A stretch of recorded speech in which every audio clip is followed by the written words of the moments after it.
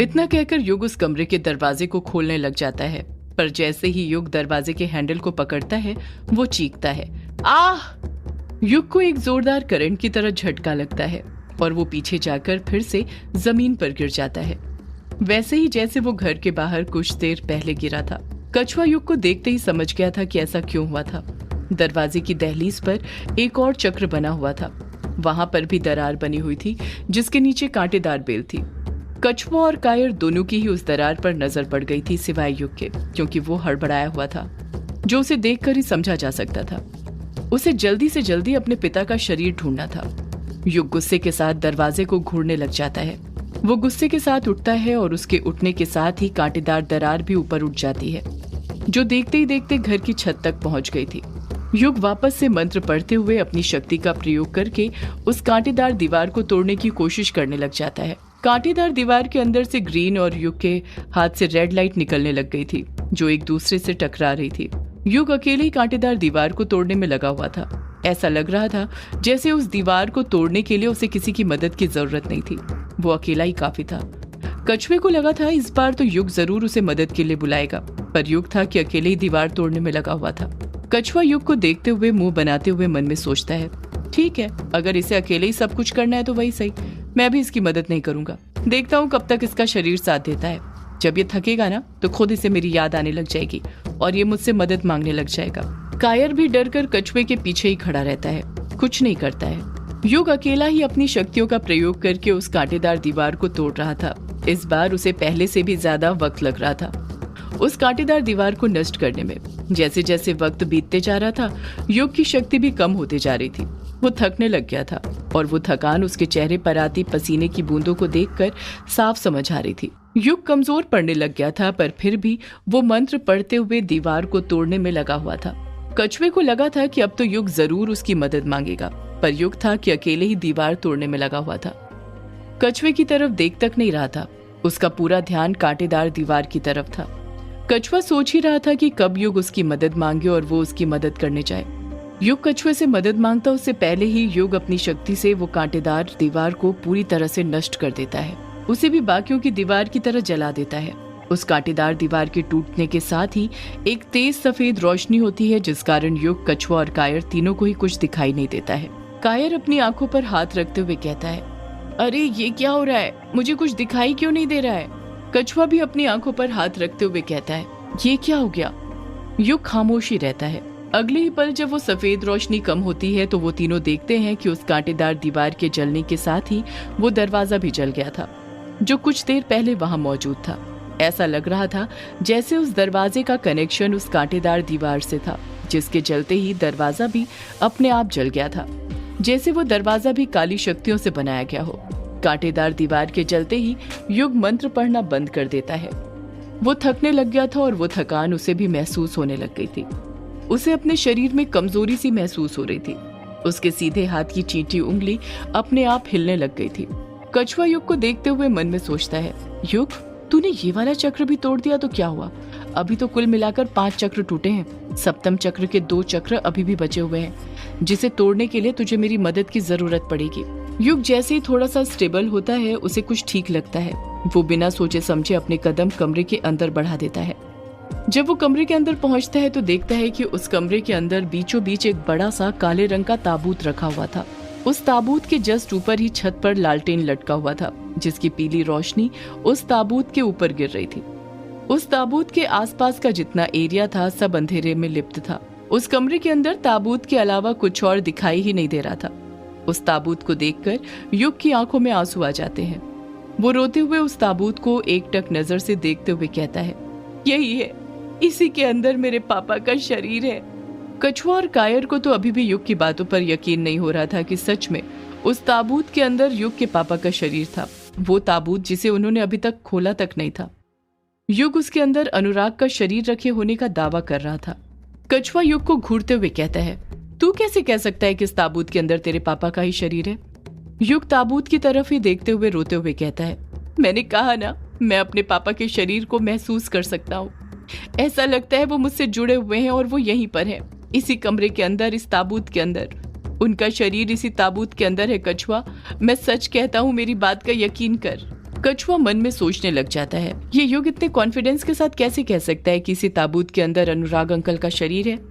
कायर मन ही मन सोचने लग जाता है, अगर एक बार के लिए मैं मान भी लूं कि इस ताबूत के अंदर अनुराग अंकल का शरीर है, तो फिर भी उनका शरीर इतने सालों तक किसने संभाल कर रखा था, वो भी इतनी हिफाजत के साथ इस ताबूत के अंदर।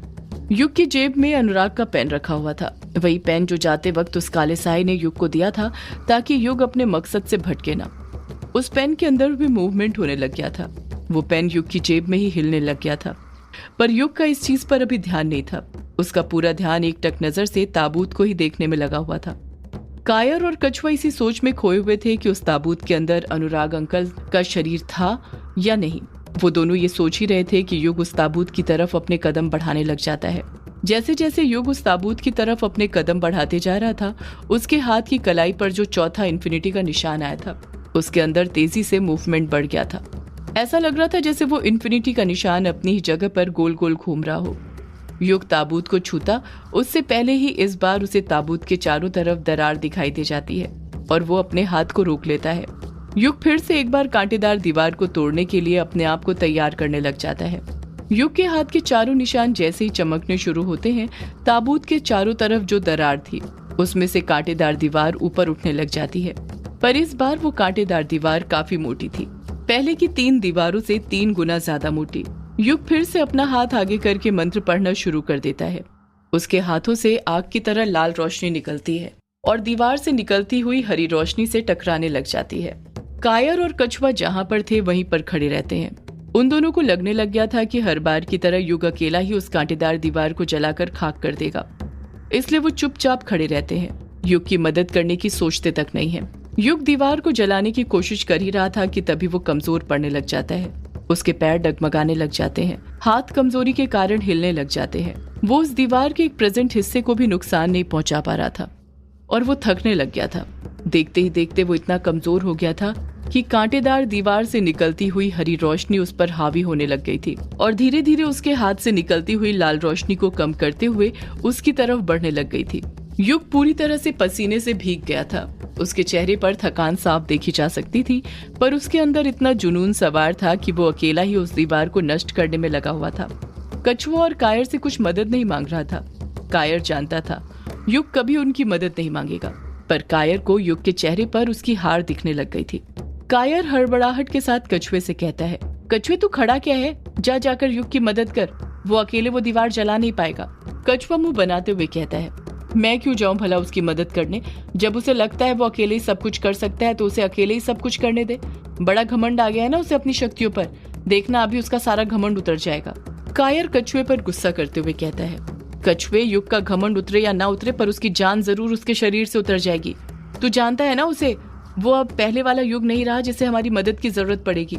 वो अभिमन्यु से झगड़ा करके आ रहा है तो फिर तू तो कछुआ ही है, वो तेरी मदद नहीं मांगेगा। तू खुद जा और जाकर उसकी मदद कर। कछुआ युग की तरफ से अपनी नजरें फेरते हुए कहता है, नहीं, मैं उसकी मदद करने नहीं जाऊंगा। कायर कछुए को अच्छे से समझाते हुए कहता है, जिद मत कर कछुए, जरा देख वो हरी रोशनी युग के पास पहुंचने लग गई है और तू भी जानता है अगर वो रोशनी युग के शरीर को टच भी हो गई तो क्या होगा, उसका शरीर यहीं पर जलकर खाक हो जाएगा। और भूल मत, तूने अभिमन्यु से क्या वादा किया है, तुझे युग की हिफाजत करनी है।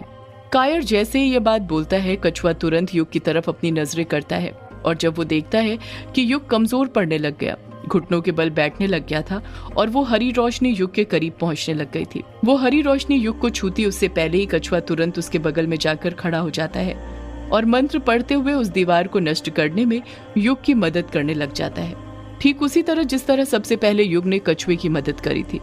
ऐसा लग रहा था जैसे कछुआ हिसाब बराबर करने के लिए युग की मदद करने गया हो। कछुआ और युग दोनों अपनी शक्तियों से उस कांटेदार दीवार को नष्ट करने लग जाते हैं। कछुए को अपने बगल में खड़ा देखकर युग को भी हिम्मत मिलने लग गई थी। उसे लगने लग गया था कि उसे कछुए को अपनी मदद के लिए पहले ही बुला लेना चाहिए था। उसे लगने लग गया था कि अब वो अकेला नहीं था, बल्कि उसके साथ उसके दोस्त खड़े थे। युग और कछुआ ने अपनी पूरी जान लगा दी थी उस दीवार को नष्ट करने में, पर वो बाकी की सभी दीवार से सबसे ज्यादा मजबूत थी, जिसे नष्ट करने में उन्हें काफी मुश्किल हो रही थी। सिर्फ युग ही नहीं, अब तो कछुआ भी थकने लग गया था। उसके भी हाथ पैर डगमगाने लग गए थे, पर वो दोनों थे कि लगे हुए थे लगातार मंत्र पर मंत्र पढ़ते जा रहे थे। क्योंकि वो दोनों ये बात अच्छे से जानते थे कि वो मंजिल से बस एक कदम की दूरी पर खड़े हुए थे। उन्हें वो दीवार तोड़नी थी और फिर उन्हें ताबूत मिल जाता जिसके अंदर अनुराग का शरीर रखा हुआ है, जिसके लिए इतनी मेहनत करके वो लोग वहां तक पहुंचे थे। कछुआ समझ गया था कि इस तरह से वो दीवार नष्ट नहीं होने वाली थी। कछुआ तुरंत युग की तरफ देखते हुए कहता है, युग एक साथ मंत्र पढ़ मेरे साथ। कछुए की ये बात बोलते ही युग कछुए के साथ मंत्र पढ़ने लग जाता है। दोनों के एक साथ मंत्र पढ़ते ही कमरे के अंदर मंत्र की आवाज गूंजने लग जाती है और उसी के साथ उनके हाथ से पहले जो दो अलग अलग रोशनी निकल रही थी वो एक हो जाती है और सीधे जाकर उस कांटेदार दीवार से टकरा जाती है और अगले ही पल वो दीवार जलकर खाक हो जाती है। उसका भी वही हश्र होता है जो बाकी की दीवारों का हुआ था। दीवार के जलने के साथ ही कछुआ और युग दोनों अपने घुटनों के बल आ गए थे, क्योंकि वो दोनों काफी थक गए थे। उनके शरीर की एनर्जी बहुत कम हो गई थी। कायर खुशी खुशी उन दोनों के पास जाते हुए कहता है, तुम दोनों ने कर दिया। कछुआ मन में सोचने लग जाता है, इस दरार को मिलाकर तो 6 ही चक्र हुए हैं, एक और चक्र कहाँ पर है? बिना उसे पार किए हम ताबूत तक कैसे पहुंच गए? ये तो बहुत अजीब बात है। कछुआ इसी सोच में खोया हुआ था। युग तो इतना थक गया था कि कुछ सोच तक नहीं पा रहा था। ना उसके अंदर इतनी हिम्मत थी कि जाकर वो ताबूत खोले और देख सके कि उसके अंदर अनुराग की लाश थी या नहीं। जब कछुआ और युग अपनी जगह पर से नहीं उठते हैं तो कायर ही अपने कदम आगे बढ़ाता है और उस ताबूत के पास जाने लग जाता है। कायर को देखकर ऐसा लग रहा था जैसे उस कांटेदार दीवार के टूटने के साथ ही उसके अंदर का डर भी खत्म हो गया था। वो बिना किसी फिक्र के उस ताबूत के पास अपने कदम बढ़ा रहा था।